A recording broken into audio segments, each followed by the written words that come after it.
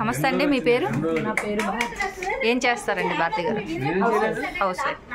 Madam, ఇప్పుడున్న ప్రభుత్వాన్ని చూస్తున్నారు కదా, ఇప్పుడున్న ప్రభుత్వం అంత అనుకూలంగా ఉందా లేదంటే అనుకూలంగా ఉంది? ఏంటండి మీకు అసలు ఏ అనుకూలంగా ఉందనుకుంటున్నారు? మాకు ఏది రాలేదు కానీ సార్ పరిపాలన మాకు నచ్చింది. జగన్ ప్రభుత్వంలో ఏంటి మీరు ఏం గమనించారు అసలు మంచి అనేది? అంటే జీబీఎంసీలు వచ్చి వాళ్ళు హౌస్ కలెక్షన్ చేయడం, పెన్షన్ ఇవ్వడం, తర్వాత నెల అయినప్పుడు ఏదైనా కొద్దిగా మనకి ప్రాబ్లం వస్తే వాళ్ళు వెంటనే స్పందించడం, ఇది బెనిఫిట్లో ఉన్నాయి. అయితే ఇంకొన్ని రోజులు ఎలక్షన్ రాబోతుంది కదండి, ఎవరు కోటేద్దాం అనుకుంటున్నారు? ఆయనకే ఎందుకండి, జగన్కే ఎందుకు? అంటే నెక్స్ట్ మనకి బాగుండాలి కదా. అయితే మిగతా నాయకులు కూడా మంచి చేస్తాం, పథకాలన్నీ ఇస్తాం, ఇంతకంటే ఎక్కువ పథకాలు ఇస్తాం, మాకు ఓటేయండి అని అడుగుతున్నారు కదా. అది ఉంది, అలాగే చెప్తున్నారు. మరి చెప్తున్నారు కదా, వాళ్ళకు ఏమైనా ఛాన్స్ ఇస్తారా? ఇవ్వరు. ఎందుకు ఇవ్వరు? అదే ఎందుకు? జగన్ ప్రభుత్వం మనకు నచ్చింది, జగన్ నచ్చింది. అయితే మిగతా పార్టీలో పవన్ కళ్యాణ్ బీజేపీతో కలిపి అన్ని పథకాలు పేరే ఎత్తకండి. ఎందుకంటే పవన్ వేస్ట్. ఆడు ఎవరికి చూస్తే ఆడు పిల్లం అంటే భార్యగా స్వీకరిస్తున్నాడు. ఆడు వేస్ట్. ఆడ పేరే పెట్టకండి, ఆడు వేస్ట్. నేను మాత్రం చెప్తున్నాను, ఇది చంద్రబాబు నాయుడు గారు చెప్పను కానీ ఆడు మాత్రం వేస్ట్. ఏంటండి పవన్ కళ్యాణ్ అసలు అంతలా మీరు వేస్ట్ అనడానికి కారణాలు ఏంటి? అది ఆ రోజు స్పీచ్లు ఏమన్నాడు? నేను కోట్ల కొద్ది ఇచ్చాను, ఎంతమంది భార్యకైనా నా కెపాసిటీ ఉంది అంటే దాని అర్థం ఏంటి? మీరు కూడా డబ్బులు ఉంటే ఎంతమందికైనా మెయింటెనెన్స్ చెయ్యండి అని అర్థం. అంటే అలా చెప్పాడండి, అది తప్పు కదా, చాలా తప్పు కదా, అది అలా అనకూడదు కదా.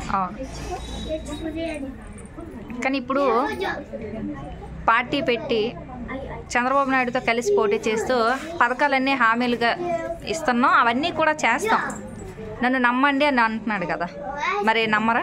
10 సంవత్సరం నమ్మాం కదా, 10 years నమ్మాం.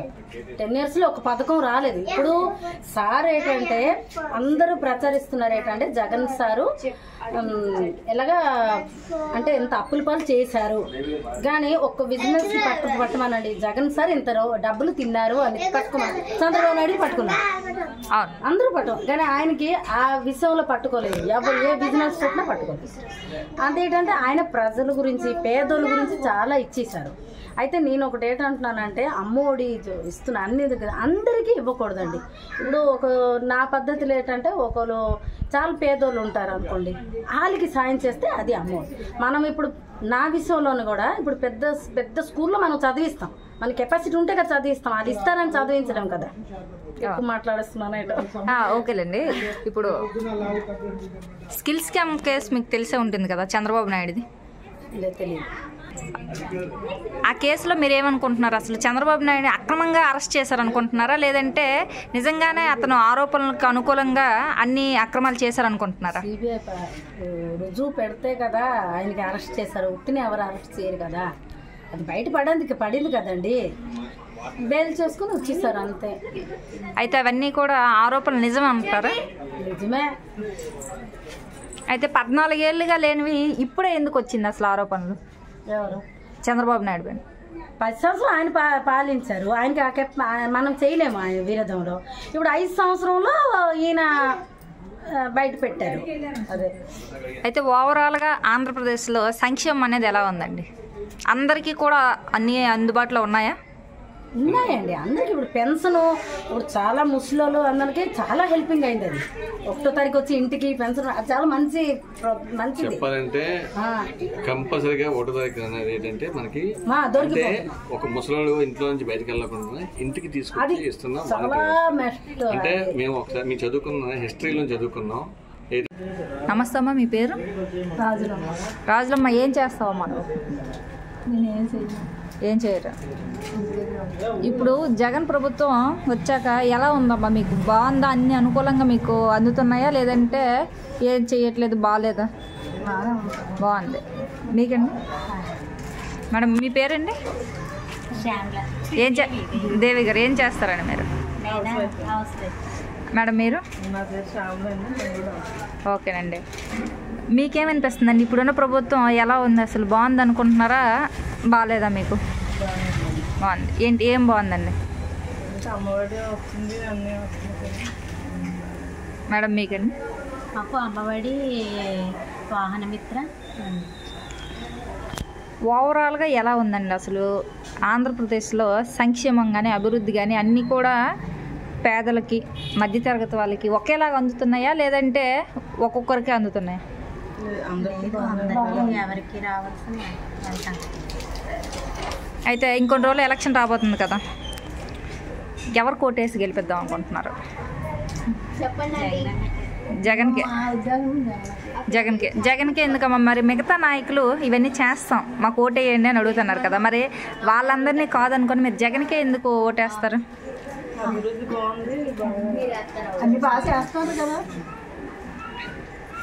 మరి చంద్రబాబు నాయుడుతో కలిపి పవన్ కళ్యాణ్ కూడా చెబుతున్నాడు కదా, అన్నీ ఇస్తున్నాం మీకు, మా పార్టీలో హామీలు ఇస్తున్నాం, మేము పార్టీ గెలిచాక మీకు అన్నీ చేస్తాం, జగన్ కంటే ఎక్కువ చేస్తాం అని చెప్తున్నారు.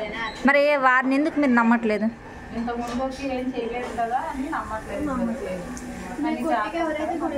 అయితే చంద్రబాబు నాయుడు 14 సంవత్సరాలు సీఎంగా చేశారు, జగన్ కేవలం 4.5 సంవత్సరాలే సీఎంగా చేశారు. మరి ఎవరి నాయకత్వం బాగుంది? జగన్ నాయకత్వం. ఏంటమ్మా మీరు అసలు అతన్ని 14 ఏళ్ళ సీనియారిటీ కదా చంద్రబాబు నాయుడుది, అతని సీనియారిటీ ఇతని దగ్గర ఎందుకు పనికి రాలేదు? ఎందుకు? ఇతను వచ్చి 4 సంవత్సరాలు అన్ని బాగా చేశారు. ఓకే, కరోనాలో ఎలా ఉందమ్మా అసలు? కరోనాలో రాష్ట్ర పరిస్థితి ఏంటి? అసలు సీఎం ఎలా చేసుకున్నాడు?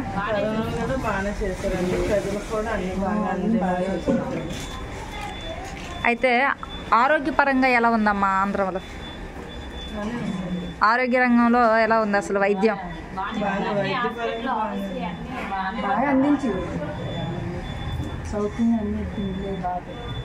అయితే వాలంటీర్ వ్యవస్థ ఎలా ఉంది? బాగుంది. ఏం నచ్చింది అసలు వాలంటీర్ వ్యవస్థ? పవన్ కళ్యాణ్ తీసేస్తే బెటర్. వాలంటీర్లు ప్రజల సమాచారం తీసుకొని దాన్ని దుర్వినియోగం చేస్తున్నారు వాలంటీర్లు అని చెప్తున్నారు కదా. ఏం కాదు, అందరికి బాగా చేస్తున్నారు. మనకి ఏమైనా కావాలి అంటే మనం వెళ్ళేవాళ్ళం, ఇప్పుడు వాళ్ళే వచ్చి అలా ఎక్కడికి వెళ్ళి చేసుకునేవారు. ఇప్పుడు ఏంటంటే సచివాలయం ద్వారా వాళ్ళే వచ్చి మనకి ఏ ప్రాబ్లం ఉందని ఒక ఫోన్ చేసి వాళ్ళే వచ్చి చేస్తున్నారు. వాలంటీర్లు ఉండాలని మీరు అనుకుంటున్నారా? తీసేస్తే బెటర్.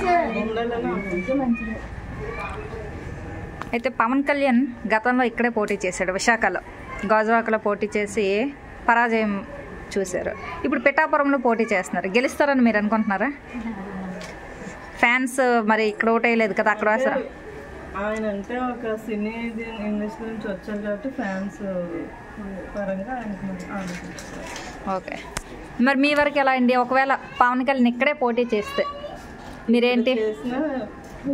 ఇప్పుడే కాదండి, ఎప్పటి నుంచి కూడా మేము రాజశేఖర రెడ్డి ఇంద్రమ్మ గారు ఉన్నప్పుడు కూడా మేము అదే పార్టీ. అయితే ఇప్పుడు ఇంద్రమ్మ అంటున్నారు కదా, మరి కాంగ్రెస్ కూడా పోటీ చేస్తుంది కదా?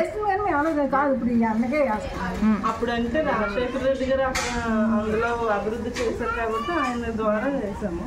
ఇప్పుడు ఆయన పార్టీ పెట్టుకున్నారు కాబట్టి అయితే జగన్మోహన్ రెడ్డి స్వయాన చెల్లి షర్మిల కాంగ్రెస్ తరపున వస్తున్నారు. మరి ఇతనిది కూడా రాజశేఖర రెడ్డి రక్తం, షర్మిల కూడా రాజశేఖర రెడ్డి రక్తం. మరి షర్మిలకి ఓటేస్తారా మీరు? ఎందుకంటే ఇతను చేసేవన్నీ మేము చూస్తున్నాం గనక జగన్